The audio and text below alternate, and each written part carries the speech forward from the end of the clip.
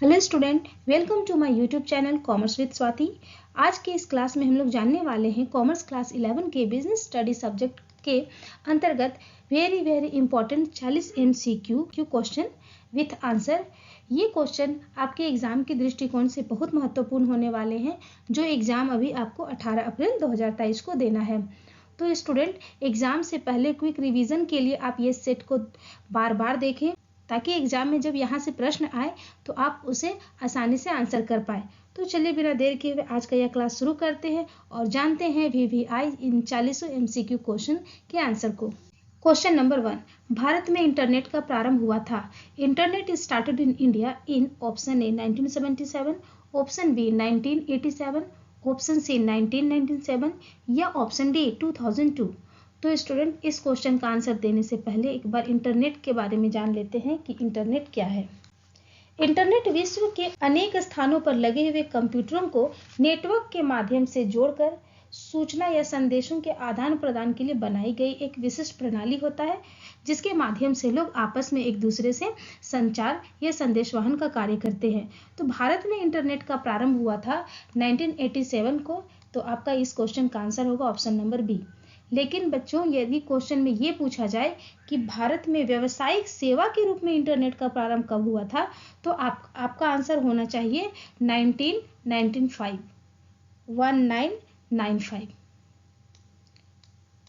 Next question है question number 2, निम्न में साझेदार कौन हो सकता है? Who can be a partner? Option A firm, option B company, option C व्यक्ति एन इंडिविजुअल या ऑप्शन डी उपरोक्त सभी। तो स्टूडेंट, साझेदारी की एक विशेषता यह भी है कि इसमें केवल व्यक्ति ही साझेदार हो सकता है।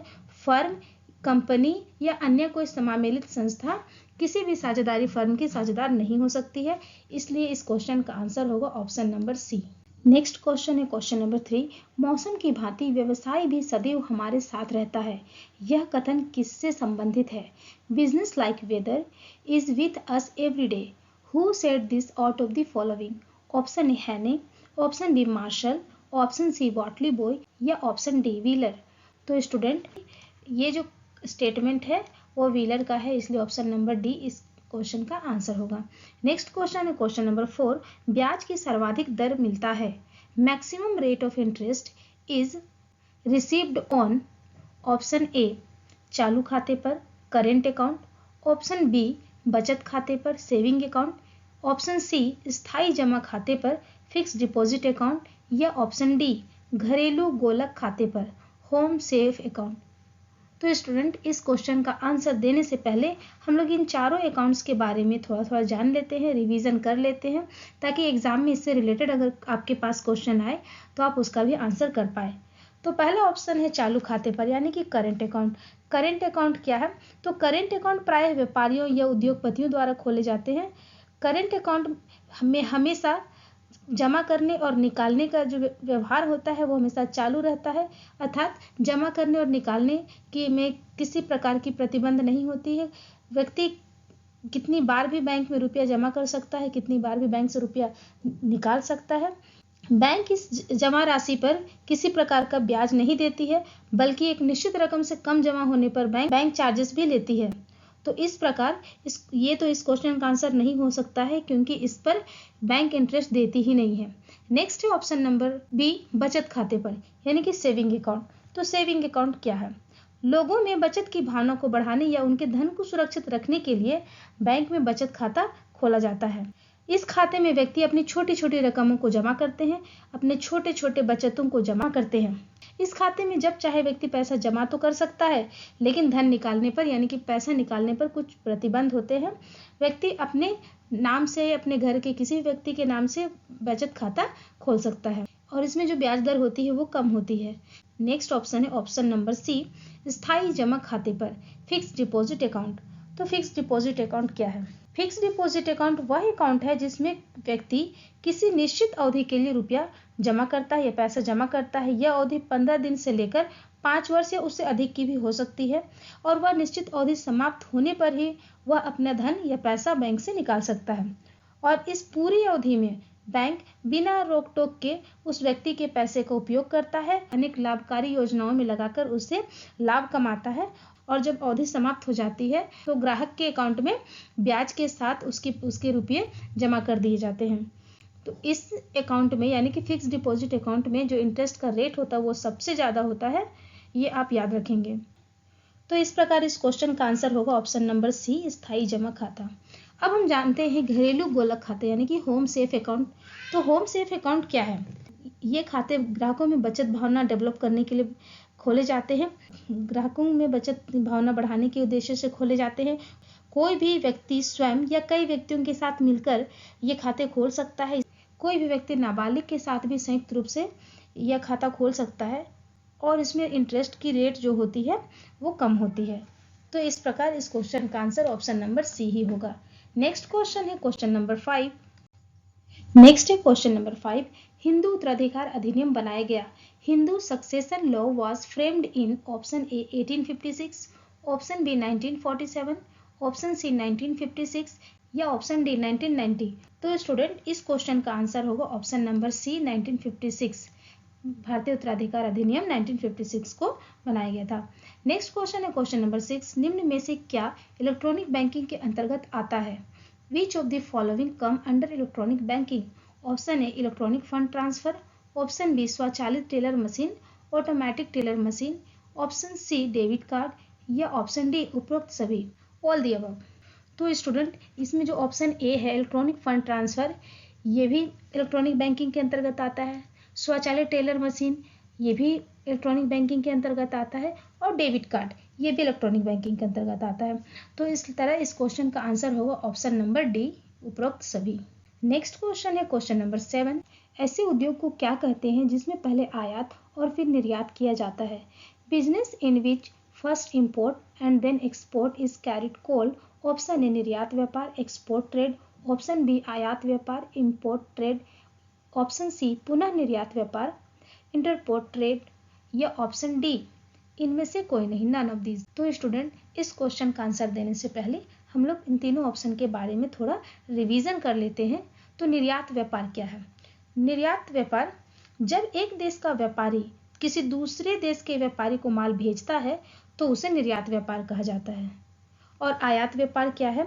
जब एक देश का व्यापारी किसी दूसरे देश के व्यापारी से माल मंगवाता है तो हम उसे आयात व्यापार कहते हैं।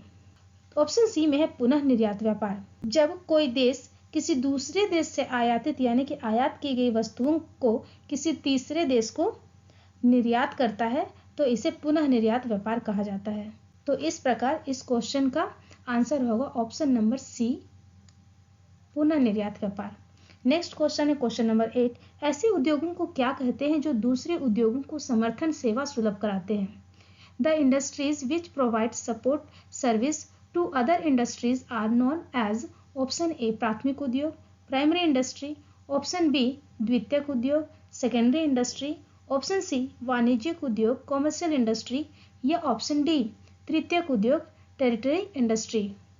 तो स्टूडेंट यहाँ भी हम सबसे पहले इन ऑप्शन का ही रिवीजन करेंगे, यानी कि प्राथमिक उद्योग या प्राइमरी उद्योग क्या है, पहले हम इसे जान लेते हैं। प्राथमिक उद्योग में उन सभी उद्योगों को शामिल किया जाता है जिसके अंतर्गत प्राकृतिक संसाधनों का उपयोग करके उद्योग के लिए कच्चा माल तैयार किया जाता है। तो इस प्रकार के उद्योग को हम क्या कहा जाता है? प्राथमिक उद्योग कहा जाता है। ऑप्शन बी है द्वितीयक उद्योग, जिसे हम लोग गौण उद्योग भी कहते हैं। जब प्राथमिक उद्योग द्वारा तैयार किए गए उत्पादन का प्रयोग करके किसी नई वस्तु का निर्माण किया जाता है तो यह द्वितीयक उद्योग यानी कि सेकेंडरी इंडस्ट्री के अंतर्गत आता है। ऑप्शन सी है वाणिज्यिक उद्योग, तो इस प्रकार का कोई उद्योग होता नहीं है। नेक्स्ट है तृतीयक उद्योग। तृतीयक उद्योग में वे सभी सेवाएं आती है जो एक अर्थव्यवस्था में उत्पादों एवं सेवाओं के नियमित प्रवाह को सुविधाजनक बनाती है। व्यवसाय के अंतर्गत जो अनेक प्रकार की बाधाएं आती हैं उन बाधाओं को दूर करने का कार्य तृतीयक उद्योग का है। जैसे वस्तुओं को एक स्थान से दूसरे स्थान पर ले जाने संबंधी बाधा, तो इसे यातायात उद्योग जो कि तृतीयक उद्योग के अंतर्गत आता है वो उनसे दूर किया जाता है। वित्त की बाधा जो बैंकिंग उद्योग की सहायता से दूर किया जाता है और ये बैंकिंग उद्योग तृतीयक उद्योग के अंतर्गत आता है। जोखिम की बाधा तो ये बीमा उद्योग के अंतर्गत आता है और बीमा उद्योग जोखिम की बाधा को दूर करती है और बीमा उद्योग तृतीयक उद्योग के अंतर्गत आती है। तो स्टूडेंट आप समझ ही गए होंगे कि तृतीयक उद्योग यानी कि सेवा उद्योग है, जो उद्योग उत्पादों एवं सेवाओं के नियमित प्रवाह में आने वाली विभिन्न बाधाओं को दूर करती है। तो इस प्रकार इस क्वेश्चन का आंसर होगा ऑप्शन नंबर डी, तृतीयक उद्योग, क्योंकि इस क्वेश्चन में सेवा की बात की गई है और सेवा कौन प्रोवाइड कराता है? तृतीयक उद्योग प्रोवाइड कराता है। नेक्स्ट क्वेश्चन है क्वेश्चन नंबर 9, शीघ्र नाशवान वस्तुओं को सुरक्षित रखने वाला भंडार गृह है the ware house where highly perishable goods are kept safely. Option A सरकारी भंडार गृह, government ware house, option B बंधक भंडार गृह, bonded ware house, option C शीत भंडार गृह कोल्ड स्टोरेज, या ऑप्शन डी सार्वजनिक भंडार गृह पब्लिक वेयर हाउस। तो स्टूडेंट सबसे पहले इस क्वेश्चन का आंसर देने से पहले चारों ऑप्शन के बारे में जानते हैं। तो पहला ऑप्शन है सरकारी भंडार गृह। सरकारी भंडार गृह किसे कहा जाता है? वे भंडार गृह जो केंद्र या राज्य सरकार द्वारा अपने माल के संग्रह के लिए बनाए जाते हैं सरकारी भंडार गृह कहलाते हैं। ऑप्शन बी में है बंधक भंडार गृह। ये भंडार गृह बंदरगाहों में स्थित होते हैं। इन भंडार गृहों में आयात कर का भुगतान एक साथ न कर पाने की स्थिति में तटकर अधिकारियों के पास बंधक के रूप में अपने माल रख देते हैं और जब वे आयात कर चुका देते हैं तब अपने माल को बंधक भंडार गृह से ले जाते हैं। नेक्स्ट ऑप्शन है ऑप्शन नंबर सी, शीत भंडार गृह। इस प्रकार के भंडार गृह शीघ्र नाशवान वस्तुओं जैसे फल, साग सब्जी, मछली, दूध, अंडे इत्यादि को सुरक्षित रखने के लिए स्थापित किए जाते हैं। इन भंडार गृहों का तापमान कृत्रिम तरीके से कम कर दिया जाता है ताकि ये वस्तुएं जल्दी खराब नहीं होती हैं। तो इस प्रकार इस क्वेश्चन का आंसर होगा ऑप्शन नंबर सी, शीत भंडार गृह। लेकिन ऑप्शन डी के बारे में भी हम लोग जान लेते हैं कि सार्वजनिक भंडार गृह क्या है। वे भंडार गृह जो दूसरे व्यापारियों को माल के संग्रह करने की सुविधा प्रदान करते हैं सार्वजनिक भंडार गृह कहलाते हैं। जो व्यापारी इस भंडार गृह में अपने माल रखते हैं उन्हें एक निश्चित शुल्क देना पड़ता है। तो इस प्रकार यह भंडार गृह उत्पादक और व्यापारी दोनों के लिए लाभदायक होता है। नेक्स्ट क्वेश्चन है क्वेश्चन नंबर 10, एकाकी व्यापार की सबसे बड़ी कठिनाई है the greatest handicap of a soul trader is. Option ए छोटा आकार स्मॉल साइज, ऑप्शन बी सीमित पूंजी लिमिटेड कैपिटल, ऑप्शन सी असीमित दायित्व अनलिमिटेड लायबिलिटीज, या ऑप्शन डी इनमें से सभी ऑल ऑफ दीज। तो स्टूडेंट एकाकी व्यापार की कठिनाई के बारे में पूछा जा रहा है। तो छोटा आकार जो है ये एकाकी व्यापार की कठिनाई नहीं है, यह उनकी एक विशेषता है। सीमित पूंजी भी एकाकी व्यापार की कठिनाई नहीं है बल्कि उसकी एक विशेषता है। लेकिन असीमित दायित्व की बात किया जाए तो ये असीमित दायित्व एकाकी व्यापार की सबसे बड़ी कठिनाई है, क्योंकि एकाकी व्यापारी को सारे दायित्व खुद से निभाने पड़ते हैं, तो ये उनके लिए बहुत परेशानी की बात हो जाती है। तो इस प्रकार इस क्वेश्चन का आंसर होगा option number C. Next question है क्वेश्चन नंबर 11, निम्न में से कौन से संगठन पर कोई विशिष्ट अधिनियम लागू नहीं होता? विच of the following is not govern by a specific act? Option A एकल स्वामित्व, सोल प्रोप्राइटरशिप, ऑप्शन बी साझेदारी पार्टनरशिप, ऑप्शन सी कंपनी, या ऑप्शन डी सहकारी समिति कोऑपरेटिव सोसाइटी।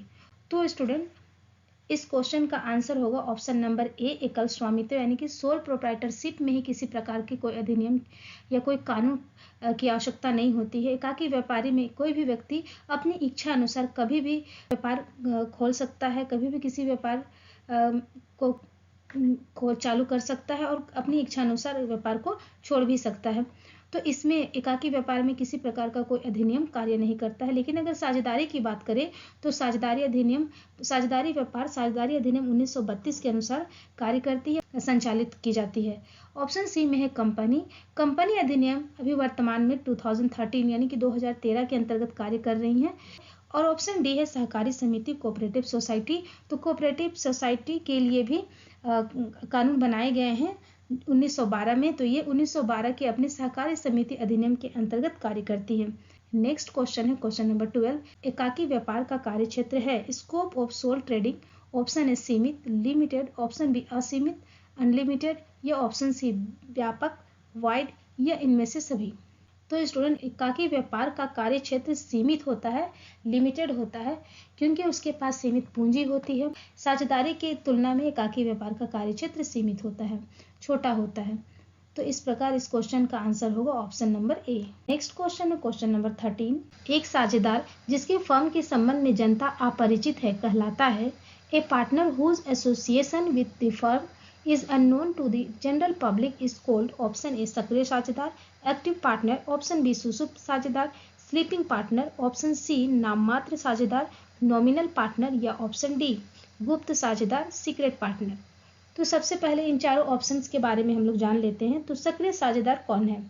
ऐसे साझेदार जो साझेदारी फर्म के समस्त कार्यों में पूर्ण रूप से भाग लेते हैं, व्यवसाय के प्रबंध एवं संचालन में सक्रिय रूप से भाग लेते हैं और अपने दायित्वों को भलीभांति निभाते हैं, ऐसे साझेदार सक्रिय साझेदार कहलाते हैं, यानी कि एक्टिव पार्टनर कहलाते हैं। ऑप्शन बी है सुषुप्त साझेदार, स्लीपिंग पार्टनर। इसे निष्क्रिय साझेदार या इनएक्टिव पार्टनर भी कहा जाता है। ऐसे साझेदार जो व्यापार में पूंजी तो लगाते हैं, लाभ हानि में हिस्सा भी लेते हैं, किंतु व्यापार के प्रबंध संचालन में कोई विशेष रुचि नहीं लेते हैं, भाग नहीं लेते हैं। तो ऐसे साझेदार स्लीपिंग पार्टनर या सुषुप्त साझेदार कहलाते हैं। नेक्स्ट ऑप्शन है नाममात्र साझेदार, नॉमिनल पार्टनर। नाममात्र साझेदार वह व्यक्ति होता है जो साझेदारी के व्यवसाय में ना तो कोई पूंजी लगाता है और ना कोई काम करता है, परंतु अपने नाम और साख का फर्म को उपयोग करने की अनुमति देता है, और ऐसा व्यक्ति अन्य सभी पक्षों के प्रति ठीक उसी प्रकार उत्तरदायी होते हैं जिस प्रकार अन्य साझेदार होते हैं। तो इस प्रकार के साझेदार को नाममात्र साझेदार कहा जाता है। नेक्स्ट है गुप्त साझेदार, सीक्रेट पार्टनर। गुप्त साझेदार वह साझेदार होता है जो वास्तव में साझेदार तो होता है, किंतु जनता को इस साझेदार के संबंध में जानकारी नहीं होती है, लेकिन वैधानिक दृष्टि से गुप्त साझेदार अन्य साझेदारों की तरह ही उत्तरदायी होते हैं। तो इस प्रकार इस क्वेश्चन का आंसर होगा ऑप्शन नंबर डी, क्योंकि जनता गुप्त साझेदार के को ही नहीं जानते हैं और इससे अपरिचित होते हैं।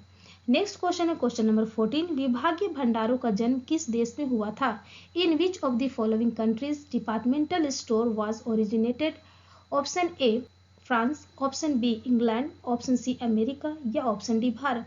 तो स्टूडेंट आप इसे याद रखिएगा, ये बहुत इंपॉर्टेंट क्वेश्चन है और बार बार एग्जाम में पूछे जाते हैं।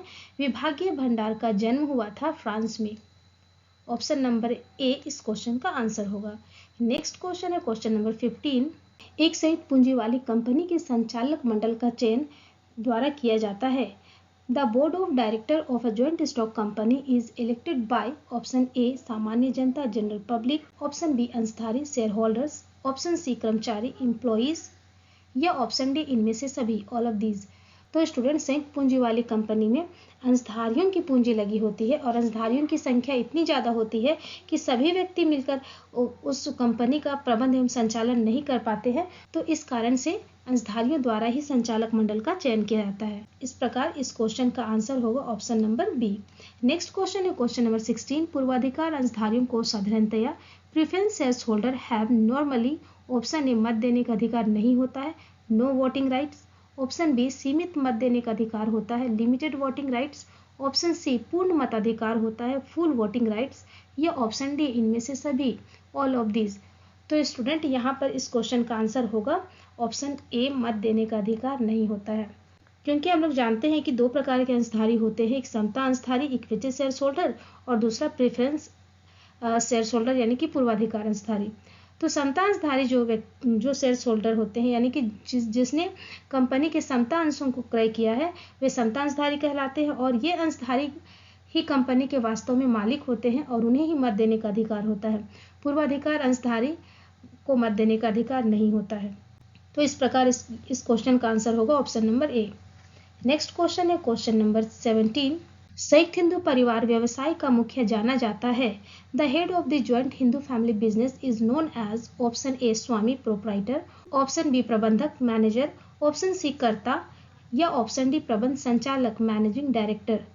तो स्टूडेंट संयुक्त हिंदू परिवार व्यवसाय का मुखिया कर्ता के रूप में जाना जाता है, यानी कि ऑप्शन नंबर सी इस क्वेश्चन का आंसर होगा। नेक्स्ट क्वेश्चन है क्वेश्चन नंबर 18, कंपनी कृत्रिम व्यक्ति कहलाती है क्योंकि a company is called an artificial person because, option A यह प्राकृतिक व्यक्ति के रूप में नहीं होती है, it does not have the shape of natural person, option B यह अदृश्य तथा अमूर्त है, it is invisible and intangible, option C इसका अस्तित्व केवल कानूनी दृष्टि में ही है, it exist only in contemplation of law या ऑप्शन डी पृथक वैधानिक अस्तित्व, सेपरेट लीगल एंटिटी। तो स्टूडेंट इस क्वेश्चन का आंसर होगा ऑप्शन नंबर सी, यानी कि इसका अस्तित्व केवल कानूनी दृष्टि में ही होता है। कानून के द्वारा ही कंपनी का निर्माण होता है। कंपनी का निर्माण के क्रम में अनेक कानूनी औपचारिकताओं या वैधानिक औपचारिकताओं को पूरा करना पड़ता है और कानून द्वारा इसकी स्थापना होती है, इसका निर्माण होता है, इसलिए कंपनी कृत्रिम व्यक्ति कहलाती है।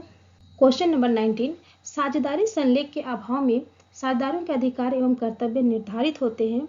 इन the absence of partnership deed the duties and right of a partner are determined. Option A साझेदारों के द्वारा बाय पार्टनर्स, ऑप्शन बी न्यायालय के द्वारा बाय कोर्ट, ऑप्शन सी साझेदारी अधिनियम के अनुसार अंडर पार्टनरशिप एक्ट, या ऑप्शन डी आपसी सहमति से बाय म्यूचुअल कंसेंट। तो स्टूडेंट, जब दो या दो से अधिक व्यक्ति मिलकर किसी साझेदारी व्यवसाय की स्थापना करते हैं और अगर किसी कारणवश वे साझेदारी संलेख का निर्माण नहीं कर पाते हैं तो उन्हें साझेदारी अधिनियम के अनुसार बनाए गए सभी नियमों का पालन करना पड़ता है। यानी कि साझेदारी अधिनियम के अंतर्गत जो साझेदारों के अधिकार और कर्तव्य निर्धारित किए गए हैं उनका ही उन्हें पालन करना पड़ता है। तो इस प्रकार इस क्वेश्चन का आंसर होगा ऑप्शन नंबर सी, साझेदारी अधिनियम के अनुसार। नेक्स्ट क्वेश्चन है क्वेश्चन नंबर 20, व्यवसाय है बिजनेस इज, ऑप्शन ए कला आर्ट, ऑप्शन बी विज्ञान साइंस, ऑप्शन सी दोनों बोथ, या ऑप्शन डी इनमें से कोई नहीं। तो स्टूडेंट, ये क्वेश्चन तो बार बार आ रहा है। ये क्वेश्चन बीएसटी में भी आता है और ईटीपी में भी आता है। ये क्वेश्चन बहुत इंपॉर्टेंट है, आप इसे जरूर जानें। व्यवसाय कला और विज्ञान दोनों है। किसी कार्य को सर्वोत्तम ढंग से करना ही कला कहलाता है। और व्यवसाय के अंतर्गत भी जब व्यवसायी बार बार व्यवसाय संबंधी कार्यों को करता है तो वह व्यवसाय में निपुण होता चला जाता है, तो कहा जाता है कि उसे व्यवसाय करने की कला आ गई है। विज्ञान भी निश्चित नियम और सिद्धांत पर आधारित होते हैं। ठीक उसी तरह व्यवसाय के भी कुछ निश्चित नियम और सिद्धांत होते हैं जिसका पालन करके ही एक व्यवसायी अपने व्यवसाय को सफलतापूर्वक चलाता है। तो इस प्रकार व्यवसाय कला और विज्ञान दोनों है, यानी कि ऑप्शन नंबर सी इस क्वेश्चन का आंसर होगा। नेक्स्ट क्वेश्चन है क्वेश्चन 21, भारतीय रिजर्व बैंक स्थापित हुआ। Reserve bank of India RBI was established in, option A 1955, option B 1932, option C 1935, या ऑप्शन डी 1950। तो स्टूडेंट, इस क्वेश्चन का आंसर होगा 1935, option number C. Question number 22, निम्न में से किस आर्थिक क्रिया में पूंजी की आवश्यकता नहीं होती है। Which economic activity does not require capital. Option A रोजगार एम्प्लॉयमेंट, ऑप्शन बी व्यवसाय बिजनेस, ऑप्शन सी पेशा प्रोफेशन, या ऑप्शन डी सभी उपर्युक्त क्रियाएं, ऑल दी अबव। तो स्टूडेंट, सबसे पहले तो रोजगार के बारे में जान लेते हैं कि रोजगार किसे कहते हैं। रोजगार का अर्थ उस आर्थिक क्रिया से होता है जिसके अंतर्गत एक व्यक्ति किसी दूसरे व्यक्ति के लिए कार्य करता है और परिणाम स्वरूप पारिश्रमिक प्राप्त करता है। तो इस परिभाषा के अनुसार इसमें पूंजी की आवश्यकता नहीं होती है, क्योंकि एक व्यक्ति दूसरे व्यक्ति का कार्य कर रहा है और कार्य के बदले अपनी पारिश्रमिक प्राप्त कर रहा है। यानी कि इस क्वेश्चन का आंसर ऑप्शन ए होगा। ऑप्शन बी की बात करें तो व्यवसाय, और हम लोग जानते हैं कि व्यवसाय के लिए पूंजी की आवश्यकता होती है। व्यवसाय स्टार्ट करते समय व्यवसायी द्वारा जो भी चीज व्यवसाय में लगाया जाता है उसे पूंजी कहा जाता है, चाहे वो नगद हो चाहे संपत्ति हो। तो इस प्रकार व्यवसाय में पूंजी की आवश्यकता होती है। ऑप्शन सी है पेशा प्रोफेशन। पेशा एक विशेष सेवा है, पेशा एक विशेष धंधा है जिसके अंतर्गत एक व्यक्ति किसी स्पेशल ज्ञान को प्राप्त करके दूसरे व्यक्तियों की समस्याओं का समाधान करता है या दूसरे व्यक्ति को सेवा प्रदान करता है। पेशा भी इसके अंतर्गत नहीं आ सकता है, क्योंकि जब स्पेशल ज्ञान प्राप्त करने के क्रम में जितना पैसा एक व्यक्ति लगाता है तो कहा जाता है कि उसने प्रोफेशन में उतनी पूंजी लगाई है। तो इसलिए इस क्वेश्चन का आंसर ऑप्शन ए होगा। नेक्स्ट क्वेश्चन है क्वेश्चन 23, पार्षद अंतर नियम के अभाव में लागू होती है। In the absence of article of association applies, option A तालिका F table F, option B तालिका B table B, option C तालिका C टेबल C, या ऑप्शन D तालिका द टेबल D। तो स्टूडेंट, प्रत्येक कंपनी को अपने रजिस्ट्रेशन के समय पार्षद सीमा नियम, पार्षद अंतर नियम रजिस्ट्रार को उपलब्ध कराने होते हैं, लेकिन पार्षद अंतर नियम कंपनी के लिए अनिवार्य नहीं है। यदि वह पंजीयन के समय पार्षद अंतर नियम तैयार करके रजिस्ट्रार के पास फाइल नहीं करती है तो ऐसी स्थिति में टेबल एफ में दिए गए समस्त नियम उस कंपनी पर लागू होते हैं। इसलिए इस क्वेश्चन का आंसर होगा option number A. Next question है क्वेश्चन नंबर 24, कंपनी के अंशधारी होते हैं। Shares holder of a company are, option A स्वामी ओनर्स, ऑप्शन बी ऋणदाता क्रेडिटर्स, ऑप्शन सी देनदार डेटर्स, या ऑप्शन डी इनमें से कोई नहीं, नन ऑफ दीज। तो कंपनी के अंशधारी जो होते हैं वो कंपनी के स्वामी होते हैं। ऑप्शन ए इस क्वेश्चन का आंसर होगा। तो स्टूडेंट, कंपनी के अंशधारी ही कंपनी के स्वामी होते हैं, क्योंकि अंशधारियों की पूंजी ही कंपनी में लगी होती है। नेक्स्ट क्वेश्चन है क्वेश्चन नंबर 25। निम्न में कौन सा सेवा उद्योग नहीं है? Which of the following is not included in service industry? Option A यातायात transport, option B banking, option C पशुपालन कैटल रेयरिंग, ऑप्शन डी विज्ञापन एडवर्टाइजिंग।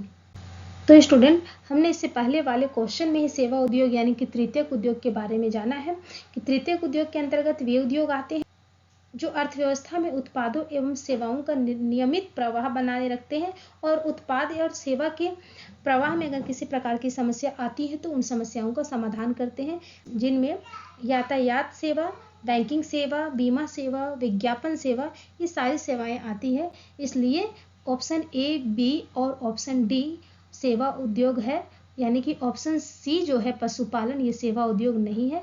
इसलिए इस क्वेश्चन का आंसर ऑप्शन सी होगा। नेक्स्ट क्वेश्चन है क्वेश्चन नंबर 26। निम्न में कौन सा निर्माण उद्योग है? Which of the following is manufacturing industry? Option A भवन बनाना, construction of building, option B पुल बनाना, construction of bridge, option C चीनी बनाना, मैन्युफैक्चर ऑफ शुगर, या ऑप्शन डी सड़क बनाना, कंस्ट्रक्शन ऑफ रोड। तो स्टूडेंट, सबसे पहले तो ये जान ले कि निर्माण उद्योग क्या है। निर्माण उद्योग से आशय उन उद्योगों से है जिनमें कच्चे माल या अर्धनिर्मित माल को मानव या मशीनों की सहायता से किसी दूसरे माल में परिवर्तित कर दिया जाता है, जैसे कपास से कपड़ा बनाने का कार्य, गन्ने से चीनी बनाने का कार्य, पत्थर से सीमेंट बनाने का कार्य आदि। तो इस प्रकार निर्माणी उद्योग का एग्जाम्पल है यहाँ पे चीनी बनाना, यानी कि ऑप्शन नंबर सी इस क्वेश्चन का आंसर होगा। तो ऑप्शन ए, बी और डी ये जो तीनों हैं वो रचनात्मक उद्योग के उदाहरण है, और रचनात्मक उद्योग उन उद्योगों को कहते हैं जो दूसरे उद्योगों द्वारा उत्पादित वस्तुओं का प्रयोग करके कोई रचनात्मक कार्य करते हैं। जैसे भवन बनाने के लिए सीमेंट का प्रयोग किया जाता है और सीमेंट निर्माणी उद्योग के अंतर्गत आता है। तो विभिन्न उद्योगों द्वारा तैयार किए गए वस्तुओं का प्रयोग करके अगर कोई नई रचना की जाती है तो उसे रचनात्मक उद्योग कहा जाता है। और भवन, पुल और सड़क ये तीनों रचनात्मक उद्योग के उदाहरण हैं। नेक्स्ट क्वेश्चन है क्वेश्चन नंबर 27। कंपनी जिसका व्यवसाय या उत्पादन एक देश से अधिक में होता है। कंपनी हुज बिजनेस और production links are in more than one countries. Option A बहुराष्ट्रीय company, multinational company, option B विदेशी company, foreign company, option C राष्ट्रीय कंपनी, नेशनल कंपनी, या ऑप्शन डी इनमें से कोई नहीं, नन ऑफ दीज। तो स्टूडेंट, इस प्रकार की कंपनी को विदेशी कंपनी कहा जाता है, यानी कि ऑप्शन बी इस क्वेश्चन का आंसर होगा। नेक्स्ट क्वेश्चन है क्वेश्चन नंबर 28। एक कंपनी का सबसे महत्वपूर्ण प्रलेख है। The most important document of a company is option A प्रविवरण प्रोस्पेक्टस, ऑप्शन बी पार्षद सीमा नियम memorandum of association, option C अंतरनियम आर्टिकल्स, या ऑप्शन डी इनमें से सभी ऑल ऑफ दीज। तो स्टूडेंट, इस क्वेश्चन का आंसर होगा ऑप्शन नंबर सी पार्षद सीमा नियम। पार्षद सीमा नियम जो होता है वो कंपनी का सबसे इंपॉर्टेंट प्रलेख होता है, जिसे कंपनी का चार्टर भी कहा जाता है, और इसके अंतर्गत कंपनी के अधिकारों एवं सीमाओं का उल्लेख होता है। कंपनी पार्षद सीमा नियम के बाहर कोई कार्य नहीं कर सकती है। कंपनी अपने पार्षद सीमा नियम में उल्लेखित जो भी नियम कानून है उसके अंतर्गत ही कार्य करती है। नेक्स्ट ऑप्शन है प्रविवरण। प्रविवरण से आशय ऐसे विवरण, सूचना या विज्ञापन से है जिसके द्वारा कंपनी अपने अंशों या ऋण पत्रों को खरीदने के लिए जनता को आमंत्रित करती है। तो प्रविवरण में कंपनी के अंश एवं ऋण पत्र के बारे में उल्लेख होता है। ऑप्शन सी में जो है अंतरनियम, तो कंपनी के वे आंतरिक नियम होते हैं। तो इस प्रकार इस क्वेश्चन का आंसर होगा option number B. Next question है क्वेश्चन नंबर 29। पूर्वाधिकार अंशों पर लाभांश दर होती है।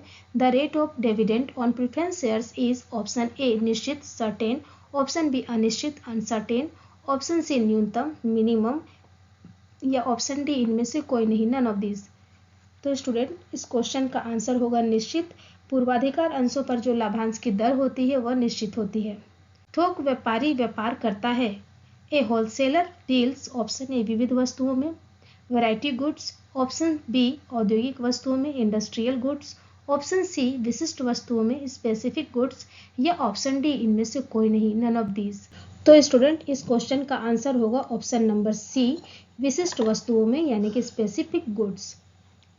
क्वेश्चन नंबर 31, साझेदारी की स्थापना द्वारा होती है। Partnership is formed by the, option A संसद parliament, option B Vidhan Parishad legislature, option B प्रसमिति agreement या ऑप्शन डी उपरोक्त कोई नहीं, none of the above.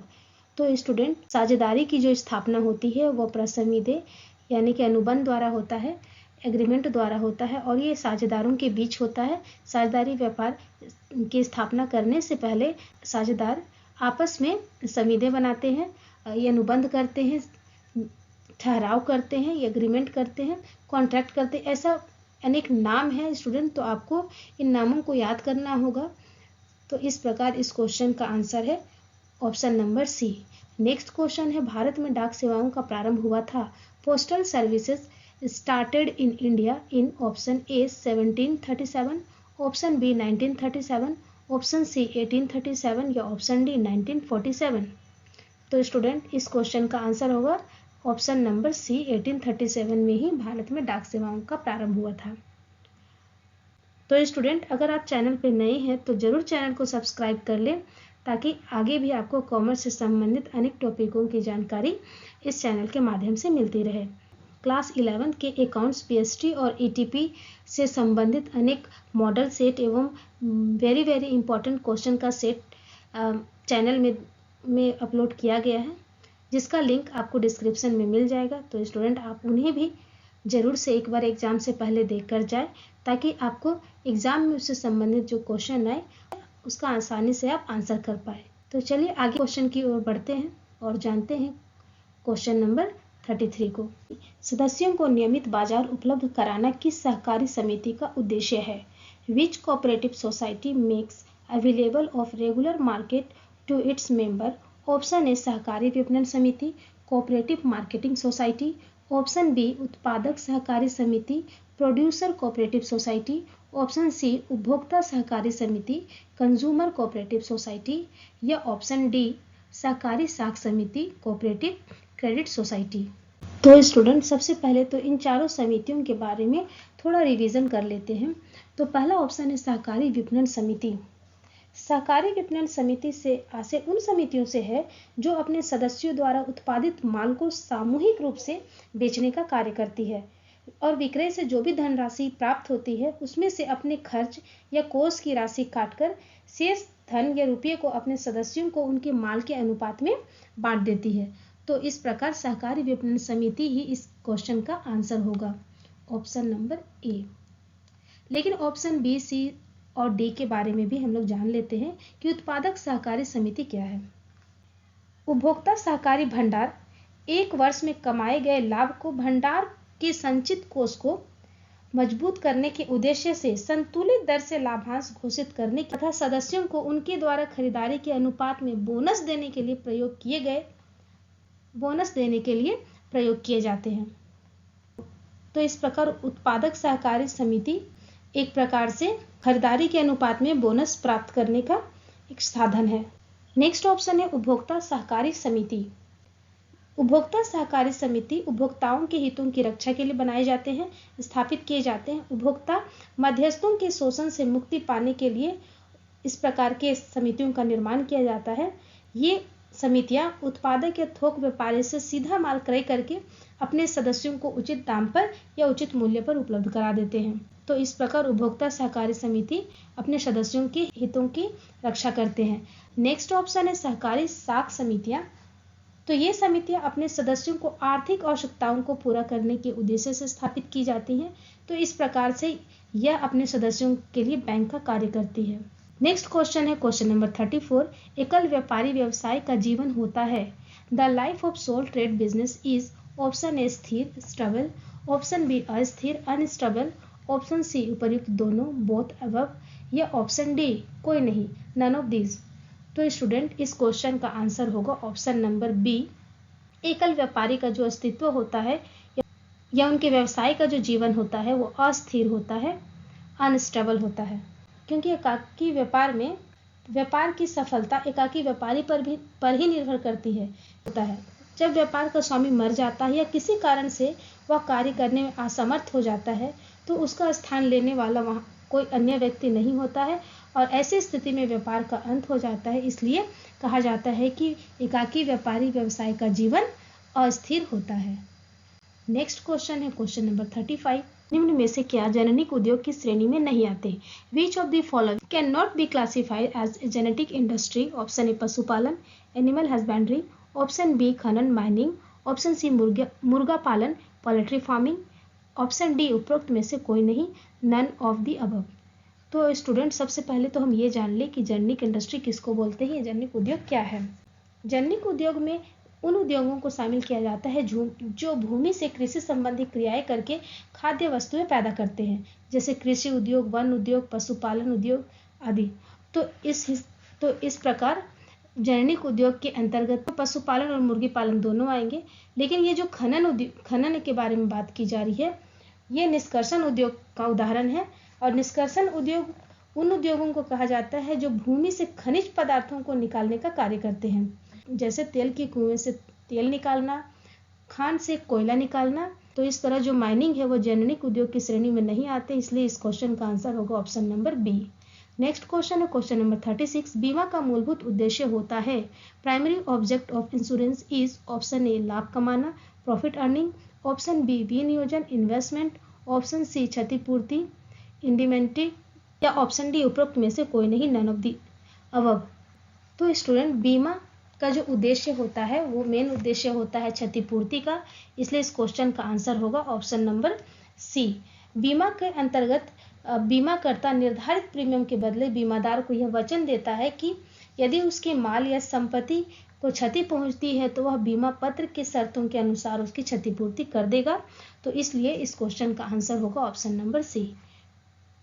Question number 37। जब आयात निर्यात की तुलना में अधिक होगा तो व्यापार संतुलन, when export exceed the export then balance of trade will be, option A अनुकूल होगा फेवरेबल, ऑप्शन बी प्रतिकूल होगा अनफेवरेबल, ऑप्शन सी सामान्य होगा नॉर्मल, या ऑप्शन डी लाभदायी होगा विल बी बेनिफिशियल। तो स्टूडेंट यहाँ पर पे आयात निर्यात की तुलना में अधिक की बात की जा रही है, यानी कि आयात का अर्थ यह होता है कि जब एक देश किसी दूसरे देश से माल या सेवा को खरीदता है, और निर्यात का अर्थ यह होता है कि जब एक देश दूसरे देश में अपना माल या सेवा को भेजता है। यहाँ पर बात हो रही है कि आयात ज़्यादा होगा यानी कि परचेज ज़्यादा होगा, और निर्यात यानी कि भेजना बिक्री कम होगी।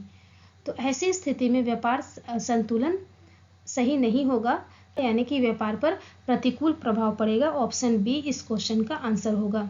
नेक्स्ट क्वेश्चन है क्वेश्चन नंबर 38। अग्नि बीमे का मुख्य उद्देश्य है।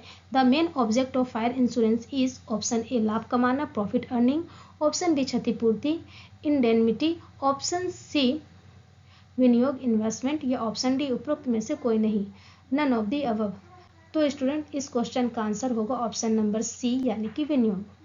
Question number 39। जीडीआर होता है। जीडीआर इज, ऑप्शन ए भारतीय मुद्रा में in Indian currency, option B dollar में in dollar, option C pound में इन पौंड, या ऑप्शन डी उपरोक्त कोई नहीं, नन ऑफ द अबव। तो स्टूडेंट सबसे पहले तो ये जान ले कि जीडीआर क्या होता है। जीडीआर यानी कि ग्लोबल डिपॉजिटरी रिसिप्ट, सार्वभौमिक जमाकर्ता प्राप्ति जिसको हिंदी में बोला जाता है। तो जीडीआर एक ऐसा प्रमाण पत्र होता है जो भारत के बाहर विदेशी पूंजी प्राप्त करने के लिए अमेरिकी डॉलर में विदेशी जमाकर्ता बैंकों के माध्यम से निर्गमित किए जाते हैं। यह अमेरिकन डॉलर में निर्गमन होता है। तो इस प्रकार इस क्वेश्चन का आंसर होगा ऑप्शन नंबर बी डॉलर में। Question number 40। साझेदारी संलेख की अनुपस्थिति में साझेदार को उसके ऋण पर वार्षिक दर से ब्याज प्राप्त होता है। इन the absence of partnership agreement, partners must receive interest on loan advance by them, option A 6%, option B 9%, option C 12%, या ऑप्शन D 24%। स्टूडेंट इस क्वेश्चन का आंसर होगा यानी कि 6%। साझेदारी संलेख, अगर साझेदारों द्वारा व्यवसाय शुरू करने समय साझेदारी संलेख नहीं बनाई गई है तो ऐसे में साझेदारी अधिनियम में जो नियम दिए गए हैं कि किसी भी साझेदारी संलेख के अभाव में साझेदारों को उनके लोन पर 6% इंटरेस्ट मिलेगा, इसलिए यह ऑप्शन नंबर ए इस क्वेश्चन का आंसर होगा। तो स्टूडेंट उम्मीद है कि आप लोगों को आज का यह क्लास समझ में आ गया होगा। तो स्टूडेंट, अगर वीडियो अच्छा लगा हो, समझ में आ गया हो, तो इसे ज़रूर लाइक करें, अपने दोस्तों को शेयर करें और अगर आप चैनल में नए हैं तो चैनल को ज़रूर सब्सक्राइब कर लें, क्योंकि इस चैनल के माध्यम से मैं कॉमर्स से संबंधित क्लास 9, 10, 11 और 12 के विभिन्न टॉपिकों की जानकारी आपको इस चैनल के माध्यम से देती हूँ। तो आप चैनल को ज़रूर सब्सक्राइब कर लें। Thank you for watching this video.